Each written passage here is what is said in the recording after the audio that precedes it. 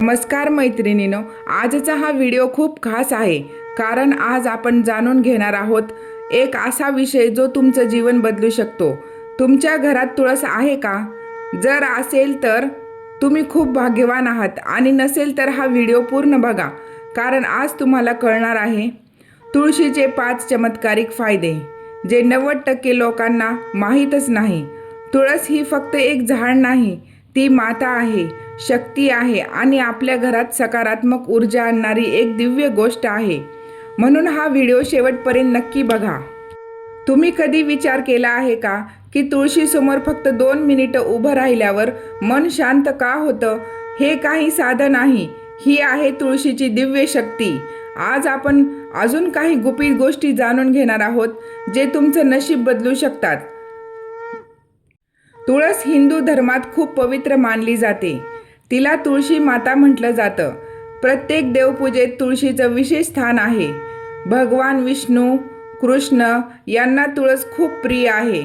घरात तुळस असली की नकारात्मक ऊर्जा दूर जाते, वातावरण शुद्ध होतं, मनाला शांतता लाभते,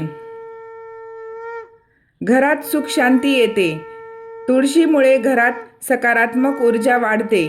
तिथे रोज तुळशीला पाणी घातलं जातं, दीप लावला जातो, तिथे वाद कमी होतात।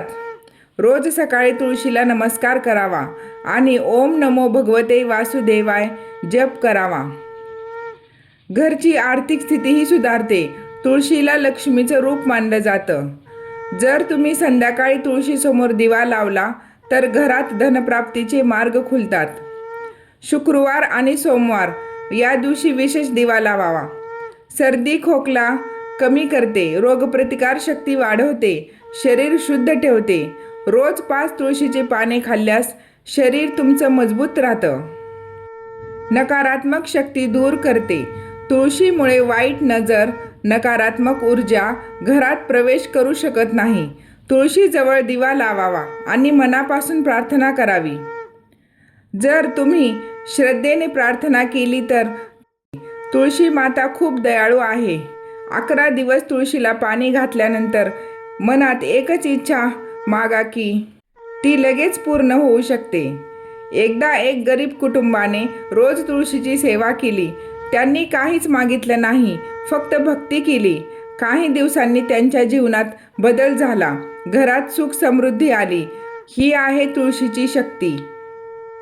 तुळस ही फक्त झाड नाही, ती तुमच्या घराची रक्षा करणारी शक्ती आहे। जर तुम्हाला व्हिडिओ आवडला असेल तर चॅनलला सबस्क्राईब करा आणि कमेंटमध्ये लिहा जय तुळशी माता।